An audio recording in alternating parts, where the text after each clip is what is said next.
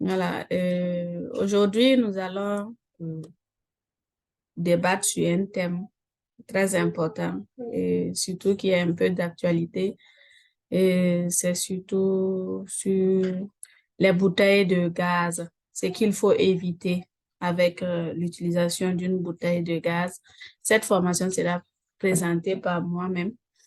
Euh, moi, je suis la promotrice de Nash. Je suis plus à présenter et je suis titulaire d'un master en comptabilité, contrôle, audit, en management et commerce international. Aussi, je suis actuellement employée dans le domaine du gaz. Je vais un peu vous partager ce que je sais par rapport à son utilisation. Nash n'est plus à présenter. Euh, je vais mettre Nash n'est plus à présenter. C'est une plateforme en ligne où on fait des formations et beaucoup d'autres choses. Et pour tous ceux qui veulent en savoir plus, ils peuvent aller voir notre site. Le plan de formation, il est tout simple. C'est juste une introduction, quelques conseils qu'on va vous donner et chacun pourra nous partager ses différentes expériences. D'abord, je sais que tout le monde, chez eux, chacun de vous a une bouteille de gaz. Et bien vrai que ça nous aide au quotidien, au niveau de la cuisine et de toute autre chose. Et il y a beaucoup de règles qu'il faut respecter par rapport à son utilisation. Et ces dernières visent à favoriser la sécurité de nous, les utilisateurs, et à prévenir certains accidents éventuels. Et ces conseils sont entre autres, je les listé. Bon, et je sais que beaucoup savent déjà, mais bon, peut-être qu'il y a certains éléments qui peuvent être un ajout pour vous, ou soit vous les ignorez. C'est d'éviter les bouteilles qui comportent des taches de rouille lors des recharges. Lorsque vous partez pour recharger une bouteille de gaz, c'est de voir déjà quelle bouteille, si c'est possible, de demander au gérant de vous remettre une bouteille qui a toute la peinture, c'est déjà bon. Évitez tout ce qui est rouille parce que déjà, on ne sait pas l'état de la bouteille. C'est vrai que les bouteilles sont entretenues. Tout ce qui est censé être sur le marché est censé être bien entretenu, mais vous savez aussi que c'est pas simple. Il y a des bouteilles qui peuvent circuler en mauvais état et qui peuvent peut-être échapper même aux responsables et qui ne viennent pas peut-être même de l'entreprise. Vérifiez le raccordement des bouteilles de gaz. À chaque fois quand vous faites un raccordement, et quand vous rechargez votre bouteille, lorsque vous essayez de le raccorder à la bouteille, il faut toujours vérifier que vous avez bien vissé et le raccord, le tuyau. Il faut bien vérifier tout le branchement à la bouteille. Changement des tuyaux de raccordement selon la date de préemption. Sur chaque flexible, on met une date de préemption. Et cette date de préemption est vraiment à respecter parce que lorsque la date de péremption dépasse, vous êtes en insécurité. Et là, on est toujours négligent et je sais que beaucoup d'entre nous-mêmes ne savent pas qu'il y a une date de péremption sur les flexibles, les tuyaux de raccordement, alors que ça a une date de validité. Et donc, c'est vraiment à prendre en compte parce que ça peut vraiment être source d'insécurité dans la maison. Ça peut emporter apporter beaucoup de fuites de gaz et qui peut vraiment être très, très dangereux par la suite. Vérifier le détendeur de bouteille de gaz. Voilà. Donc, vérifier le détendeur de bouteille de gaz. Je ne sais pas si chacun sait que c'est que le détendeur de gaz, mais sur le tuyau de raccordement, il y a un truc rond qui montre comment le niveau du gaz circule. C'est le détendeur. C'est ça qui permet de réguler. Il faut toujours le vérifier. Et aussi voir si elle est en bon état. Voilà. Donc, en cas de suspicion de fuite, il faut ouvrir les fenêtres. Vraiment ouvrir les fenêtres, ne pas allumer la lumière, ni avoir du feu à proximité.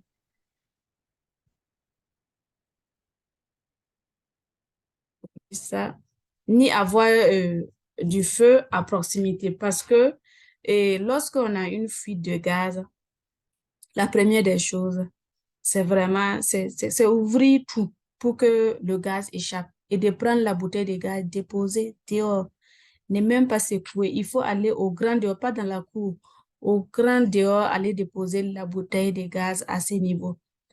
Voilà. Et laisser fuir tout le gaz, aérer la maison, ouvrir tous les points et aérer la maison. Donc, dès que dans la chambre, vous entendez une fuite de gaz et que c'est dans la nuit, vraiment, ayez ce réflexe à ne pas vraiment allumer la lumière parce que la lumière est source de chaleur et qui peut apporter et qui peut exploser à tout moment. Et aussi, il faut voir au niveau du stockage des bouteilles de gaz. Il ne faut pas le coincer trop dans la cuisine avec n'importe quoi. Par exemple, avec où vous mettez vos fourneaux et vous entassez des trucs là-dessus. La bouteille de gaz doit être vraiment aérée dans la cuisine. Et si possible, avoir un support de bouteille en bas où vous pouvez déposer la bouteille de gaz. Et il y a quelque chose que beaucoup ne savent pas peut-être, mais ce n'est jamais téléphoner à côté d'une bouteille de gaz.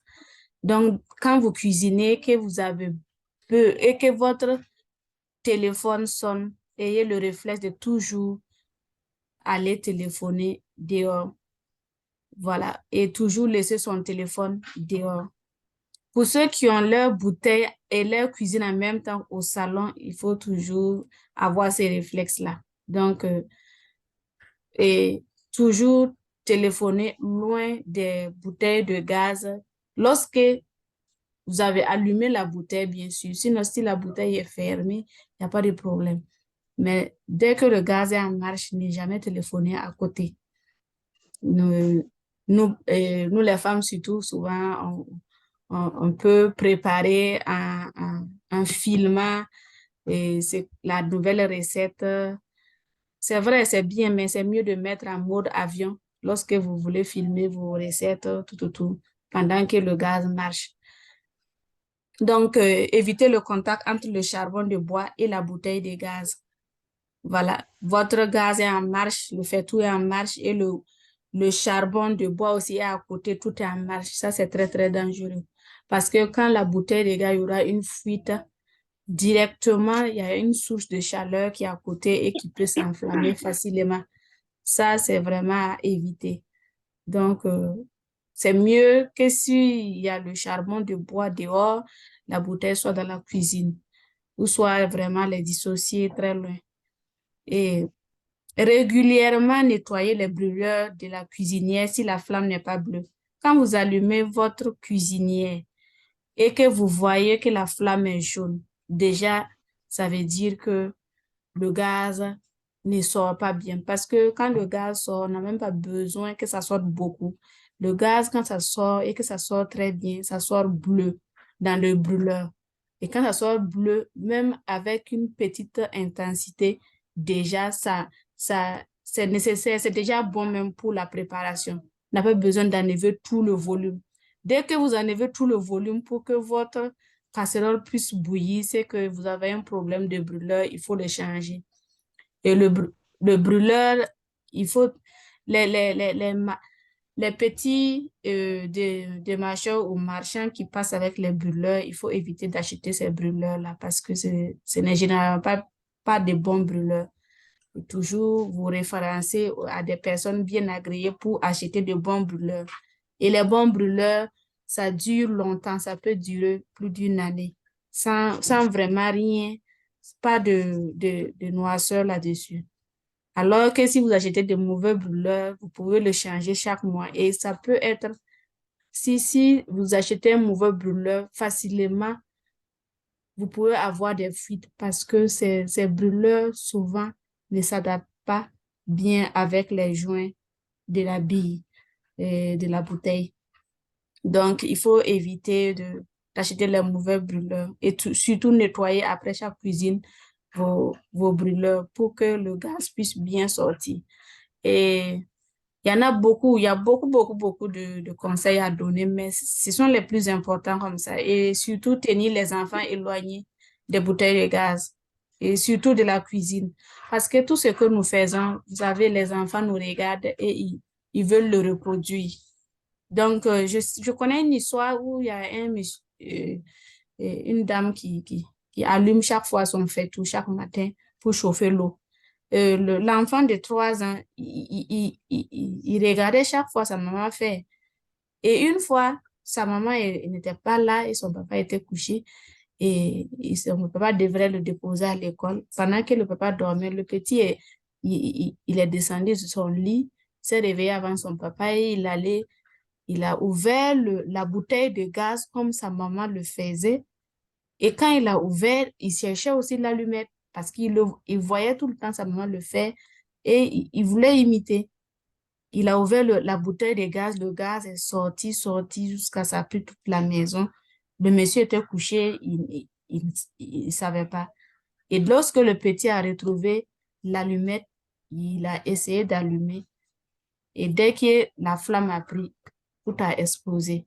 Donc, le papa et le fils ne sont pas sortis vivants de cette maison. C'est des histoires qu'on entend et il y a beaucoup de brûlés que nous voyons actuellement. Mais vraiment, c'est des trucs, on n'est jamais à l'abri de tout danger. Même nous tous, nous ne sommes pas, on a beau même connaître les conseils, mais on peut souvent les oublier et un petit truc peut arriver malheur peut arriver à cause de ça, mais vraiment, si on peut vraiment ancrer ces actions dans notre quotidien, ça peut nous aider à éviter beaucoup de choses. Voilà, tenir les enfants éloignés de la cuisine, c'est toujours important, même si c'est pas pour le gaz, surtout pour les trucs chauds, et les, les- l'eau chaude ou l'huile chaude. Donc, ça évite vraiment beaucoup d'incidents. Donc, voilà tout ce que je pouvais dire par rapport à l'utilisation d'une bouteille de gaz. Je ne sais pas si vous avez des questions. Euh, Bonsoir, je vois Rafi, Assia, Madame Nikema. Vous avez des questions? Non, non.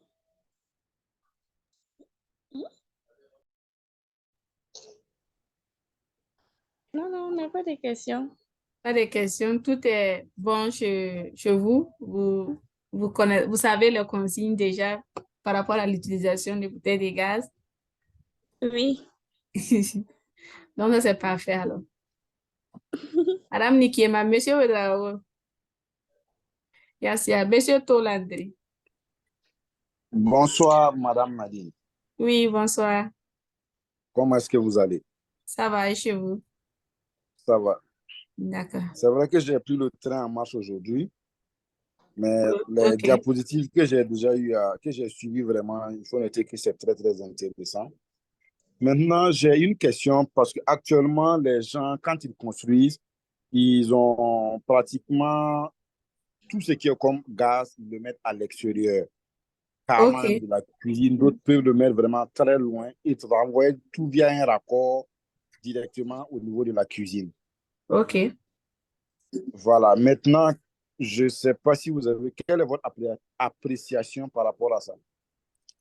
Oui, l'idéal, c'est ça, hein, Monsieur Wezago. L'idéal, vraiment, c'est d'avoir une installation de gaz et de mettre vraiment la bouteille de gaz dehors dans une case.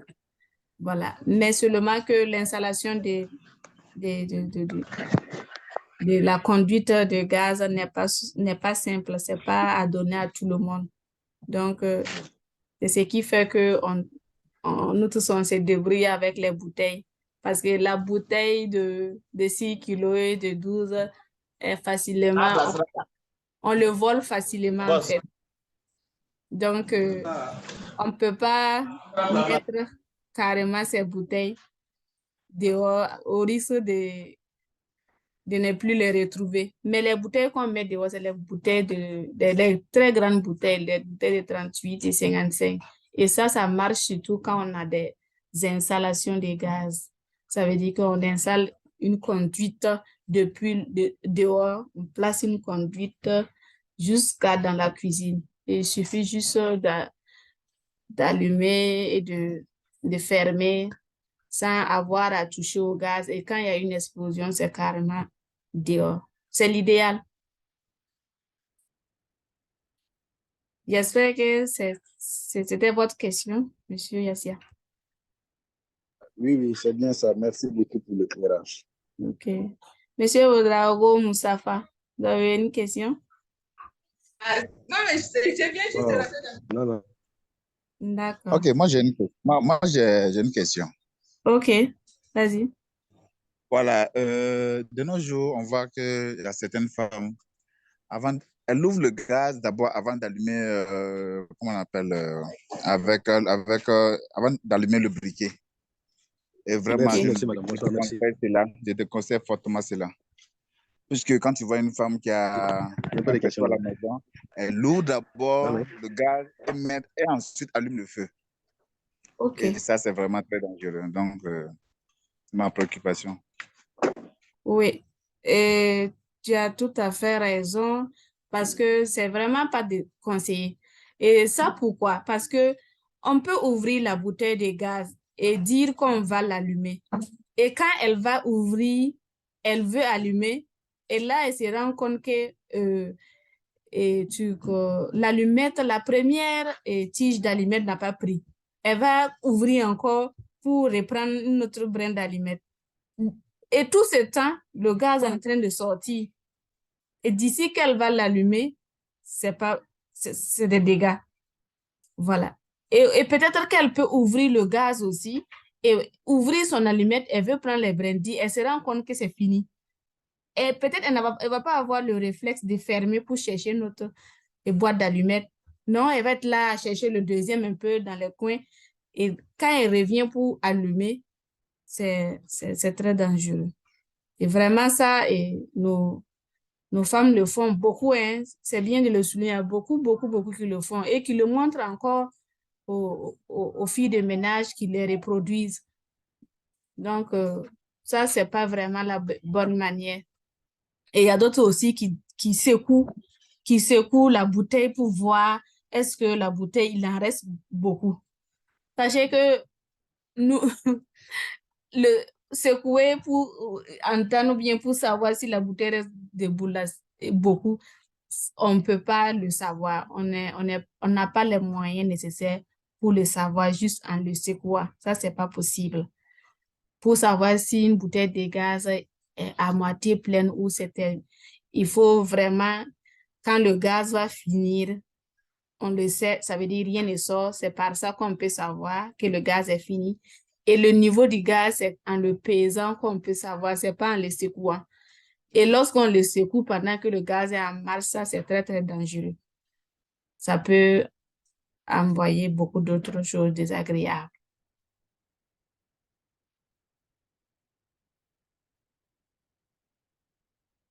Autre question?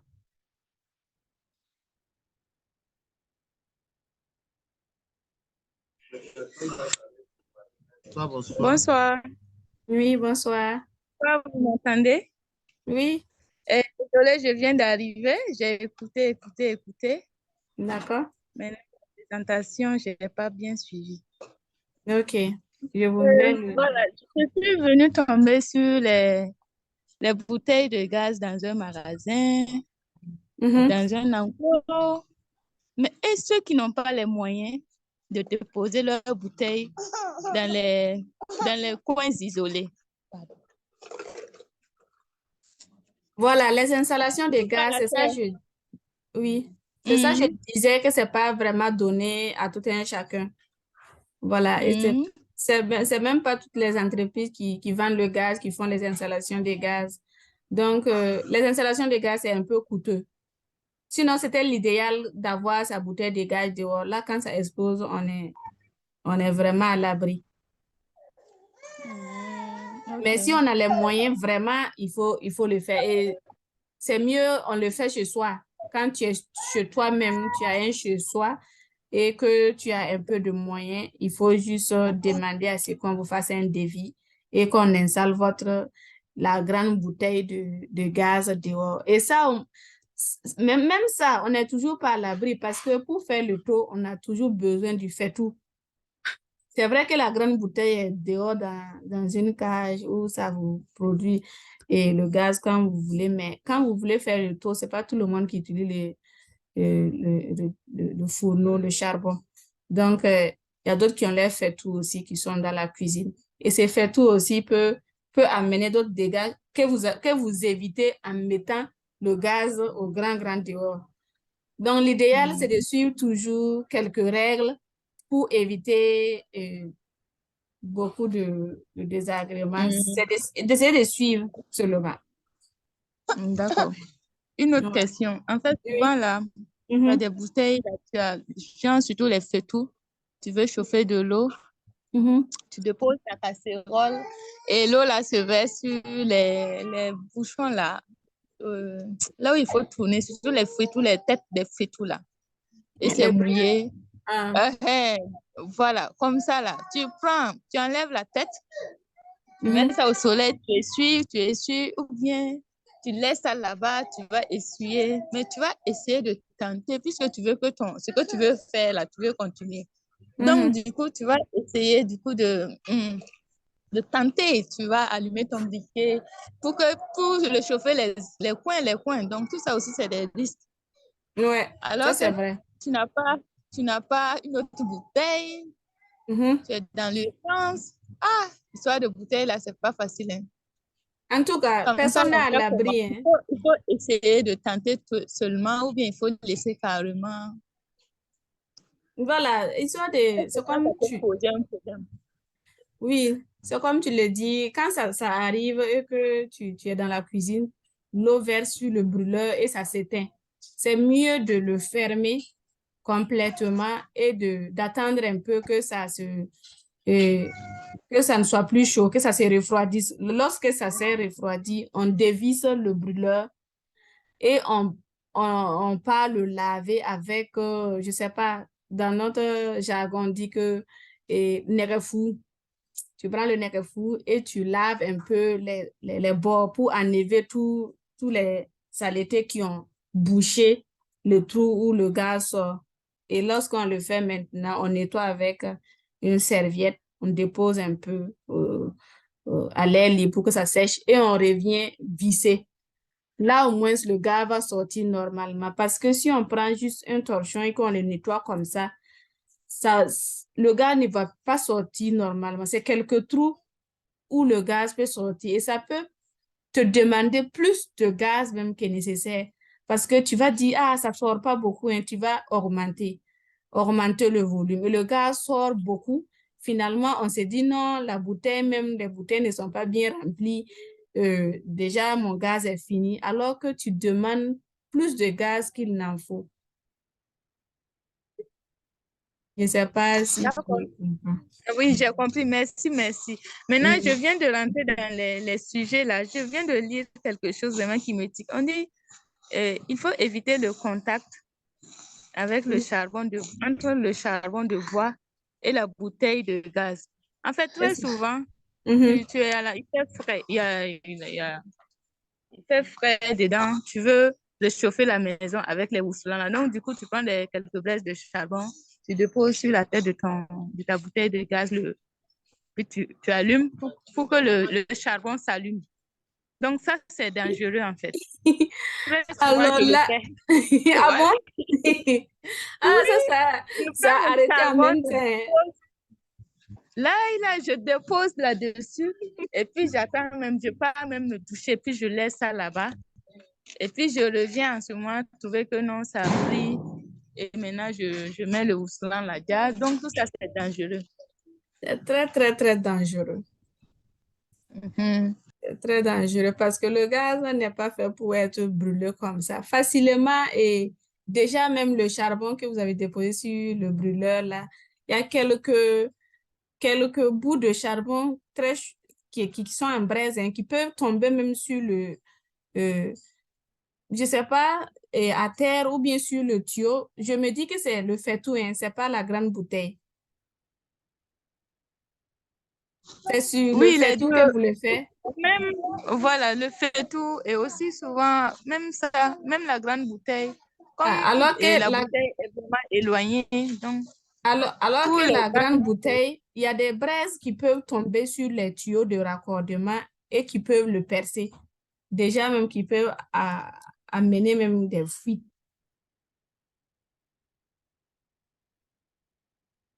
Donc, c'est mieux d'allumer votre charbon de bois à côté et de le mettre. Et même quand vous avez le charbon de bois dans la maison, et c'est mieux d'éteindre votre gaz. Parce que les fuites de gaz, c'est quand c'est beaucoup qu'on commence à le sentir. Sinon, ça peut sortir un peu, et puis on ne le sait pas. Tu peux mettre ton wousna et tu sens que le wousna, mais tu ne sens pas le gaz d'abord. Et d'ici que tu vas sentir l'odeur du wousna va finir, tu vas commencer à sentir le gaz. La braise qui est dans ton wousna là peut déjà permettre l'explosion déjà. Donc, à chaque fin d'utilisation d'une bouteille de gaz, c'est de toujours bien fermer la bouteille. d'accord. J'ai compris. Merci beaucoup pour les conseils. Merci à vous aussi. Je remets le portable au propriétaire. Là. Merci beaucoup. D'accord. Vous avez une autre question? Oui, Madame Nadine. Oui, Madame Nikiema. Vraiment, merci. Je ne pouvais pas parler parce que j'étais en cuisine. Et comme on dit que le téléphone et la cuisine n'est pas compatible. OK. Déjà, tu as appliqué un des conseils, c'est bien. J'ai essayé de mettre en application. Voilà, c'est bon. Vraiment, merci pour la présentation et pour les apports. D'accord. C'était vraiment bien. En tout cas, nous autres, là, en cuisine, en communiquant. Alors là, il faut vraiment éviter. Ça, c'est pas bon. Tous les jours, là, mes voisines là, m'interpellent sur ça. Madame, on ne communique pas dans la cuisine. J'ai compris. Mais 2 minutes après, je suis encore avec mon téléphone. Bon, quand tout va bien, on pense que c'est normal. Voilà, on pense que c'est toxique alors que ce n'est pas le cas. Hein. Ouais. Vraiment, merci. C'est parce qu'on est vivant qu'on règle les problèmes. Si tu es mort, voilà. C'est ça. Ok, c'est une belle présentation, merci. On a beaucoup appris. Et quand vous avez parlé du record, là, j'ai regardé. Mon record, il n'y a pas de mois, mais c'est écrit expiration 2023. Donc, ça veut dire que c'est déjà expiré. En fin 2023, ça va expirer. S'il n'y a pas de mois, c'est que c'est la fin de l'année. Ok, sinon, il n'y a pas de mois. C'est écrit seulement 2023. D'accord. Je pense que c'est la fin de l'année, en fait. Ok. Vraiment, merci. On ne savait pas qu'il y avait date sur le record aussi. Ah, il y a date. Hein. Il n'y a pas de date seulement sur la bouteille. Sinon, je pense que les accessoires de, les accessoires de la bouteille, là. Mais la bouteille a une date de péremption. Hein. Bon, si le gaz là, est fini, c'est que c'est fini. C'est pas ça. En fait, quand vous achetez une bouteille, vous déposez le reçu là. Et c'est parce que, et peut-être nous, quand on veut revendre nos bouteilles, c'est généralement de main à main. Sinon, quand vous achetez votre bouteille, vous déposez le reçu. Le jour que vous voulez revendre la bouteille, là, quand vous repartez dans l'entreprise où vous avez acheté avec le reçu, là, on va voir qu'est-ce qui vous reste. Parce que si vous achetez une bouteille à 13 500, normalement, chaque année, il y a le prix de l'amortissement qui sort. Donc, si vous avez utilisé 5 ans et que vous voulez repartir, déconsigner la bouteille, on va enlever le prix des amortissements. Vous pouvez vous retrouver même avec 5 000 francs. Wow. Mais comme à chaque recharge, on change de bouteille. Non, on ne regarde pas. En fait, tu vas pas soulever la bouteille pour partir montrer. C'est cette bouteille que j'avais consignée. On suppose que tu as utilisé au moins une bouteille dans tout le grand lot et qui a date d'expiration. Tu vas plus avoir tes 13 500 que tu avais, puisque la bouteille, au début, quand tu payes, on te dit que non, tu es en train de consigner en fait. Ça veut dire le jour que tu veux, tu reviens et de consigner. Je ne sais pas si les gens le savent. La bouteille ne t'appartient pas. Comme on a l'habitude de l'acheter au bord de la voie, on ne l'achète pas dans la maison. Justement, au bord de la... Et l'inconvénient au bord de la voie là, c'est que si tu n'as pas un papier en bonne et due forme avec quelqu'un qui n'est pas agréé, s'il y a un problème un jour avec ta bouteille et que tu veux te référer à la maison mère, ils vont dire qu'eux ne savent pas où est-ce que tu as payé la bouteille. Voilà, parce qu'il y a des bouteilles France au revoir qui rentrent aussi dans le marché noir et qu'on évite vraiment au maximum. Donc, si tu achètes tes bouteilles n'importe où, et qu'il y a un problème, si tu as besoin de dédommagement ou bien de te plaindre, ça vraiment, c'est compliqué. Tu ne seras pas écouté. D'accord. Ah, vraiment, merci. Nous, on ne savait pas ça. Souvent, quand tu parles que tu vas aller à la maison, on dit que c'est des histoires de blancs. Comme tu connais les mots aussi, ah, vous avec vous, là. C'est les gens qui vendent, ils ont besoin de marcher. Ils ne vont jamais vous dire quand même mais il y a des vendeurs qui sont agréés, que l'entreprise choisit. Au lieu que tout le monde parte à l'entreprise, que l'entreprise choisit, ils leur donnent des bouteilles et ils revendent. Mais ce n'est pas eux tous quand même. Okay. Parce que généralement, quand une bouteille explose, les gens veulent se plaindre auprès de l'entreprise. Ils disent que c'est l'entreprise qui a mis dans le marché des mauvaises bouteilles. Et là, maintenant, quand ça arrive, si tu vas vers l'entreprise, il va falloir que tu aies vraiment tous tes papiers. Il suffit que vraiment tu as payé ça au début, dans une... D'accord. C'est noté pour les prochaines fois. D'accord. Il ne faut plus cuisiner appeler plutôt dans la cuisine. D'accord, c'est compris. Il faut écouter tes voisines. Ok, merci beaucoup. Je t'en prie. D'accord. S'il n'y a pas de questions, bon, je ne sais pas s'il y a quelqu'un qui va apporter quelque chose encore. On n'a pas beaucoup de temps. Donc, s'il n'y a pas autre question, je vais lever la séance et je vais remercier tous les participants. Merci. Merci. Il n'y a pas de questions. D'accord, d'accord. Il n'y a pas de questions. Nous, surtout, on a beaucoup profité. Ah bon? Et il n'y a pas de conseils, pardonnez, excusez, je veux dire qu'il n'y a pas de conseils.